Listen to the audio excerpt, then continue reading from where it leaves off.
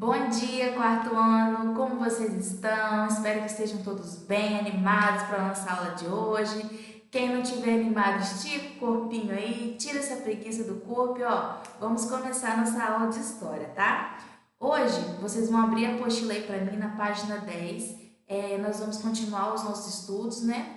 Sobre esses povos formadores do Brasil. E hoje nós vamos falar um pouquinho sobre o conhecimento e uso da terra pelos indígenas do passado, tá bom? Como era esse momento, como quando os portugueses chegaram aqui, como eles viviam, tá? É isso que nós vamos ver um pouco hoje, tá bom? Bom, os tupi-guaranis, aqueles povos, lembra que eu falei com vocês que moravam ali no litoral do nosso Brasil? Eles caçavam, tá? Eles tinham que caçar para conseguir se alimentar. E eles também pescavam, já que eles estavam ali no litoral, aproveitavam e pescavam. E também eles coletavam frutos, tá bom, pessoal? Então, eram essas três principais atividades que eles faziam, né, que eles desenvolviam para conseguir se alimentar, né, gente? Para conseguir comer. Então, eles caçavam, pescavam e coletavam frutos, tá? E aí, os indígenas que moravam, né, que habitavam no interior do nosso Brasil, eles praticavam também outras formas de conseguir se alimentar. Além deles caçarem, deles coletarem frutos, eles também praticavam a agricultura, tá bom, pessoal? Eles plantavam essas sementes e depois, né, colhiam frutos dessas sementes para eles se alimentarem. E aí que surge, né, essa subsistência, ou seja, eles plantavam aquilo que eles iriam comer depois, que eles precisavam para a sobrevivência deles. E uma das coisas que eles plantavam era o milho.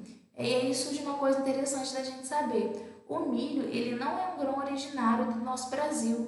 Ele é um grão originário lá da América Central.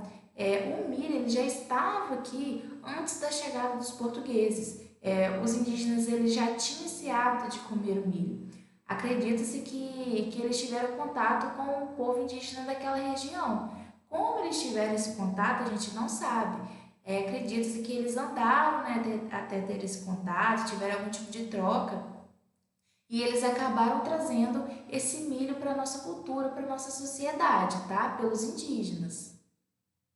Então, os portugueses começaram a se acostumar a comer esse milho, tá? Porque não era algo comum para eles, era algo que não existia lá na Europa. E outra coisa interessante também, uma curiosidade, é que a galinha, pessoal, ela foi algo que os portugueses trouxeram para o nosso Brasil, tá? Não era um animal que tinha aqui. Então, quando os portugueses chegaram com essa galinha, assustaram os índios, porque eles nunca tinham visto antes, tá? Então, a galinha, ela não é um animal natural aqui do nosso Brasil, tá? Outra coisa que os indígenas plantavam, que eles consumiam bastante, era a mandioca, tá? Eu acredito que vocês aí já devem ter consumido a mandioca ou algum outro alimento feito com a mandioca, como a tapioca, a farinha de mandioca, né? E todo esse assunto que a gente está conversando dá um pouquinho de fome, não dá? Tia Lívia também está com um pouco de fome aqui.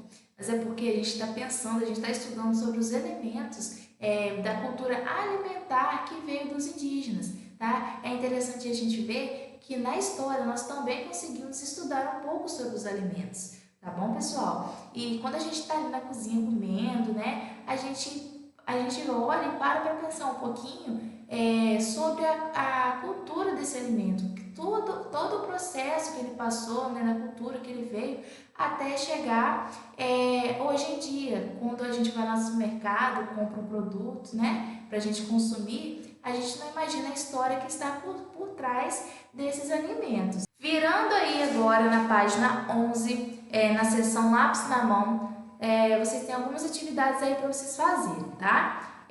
Na questão 1 aí, na letra A, tá pedindo aí para vocês colocarem V para as frases que forem verdadeiras e F para as que forem falsas, tá bom, pessoal?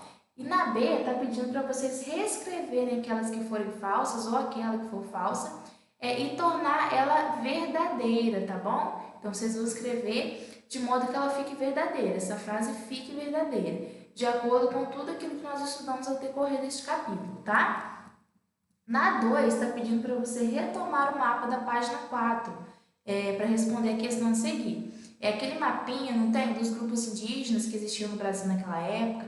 Lembrando que, como eu já falei com vocês na última aula, não está representando todos os povos indígenas ali, tá, pessoal? A gente pode perceber isso pelo dragão que eu expliquei vocês naquele outro mapa do Terra Brasilis, não tem? Que o dragão representava aquilo que era desconhecido ainda para os portugueses, então eles não tinham explorado ainda, né? Todo o território. Então, ó, tem a pergunta aí, ó. O mapa reproduzido em 1519 representa todos os povos indígenas que existiam no território naquela época? Justifique sua resposta, tá? Vocês vão lá no mapinha, observar ele de novo e responder a pergunta. Na questão 3, tá assim: pesquise características dos chefes indígenas do passado e na atualidade. Após a pesquisa, desenhe uma semelhança e uma diferença entre os chefes de aldeia conforme os espaços indicados. Então, ó, vocês vão desenhar aqui o chefe indígena do passado e o chefe indígena na atualidade. Para isso, vocês vão pesquisar em sites confiáveis da internet, para vocês pesquisarem essas imagens, né, de chefes antigos, indígenas e os chefes atuais. Para isso, vocês vão ter que evidenciar no desenho de vocês uma semelhança e uma diferença entre eles. Então, se for necessário, né, vocês desenhem, escrevam no cantinho assim, ó, a semelhança e a diferença, tá? No cantinho do desenho, para a tia Lívia conseguir evidenciar aí, tá?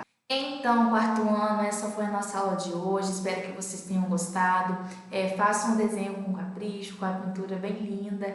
Façam as atividades. Anexem a foto da atividade pronta no portal para a tia Lívia olhar, para a tia Lívia corrigir, tá bom? Ó, beijão, tia Lívia tá morrendo de saudade de vocês. E até a próxima aula, tá? Tchau!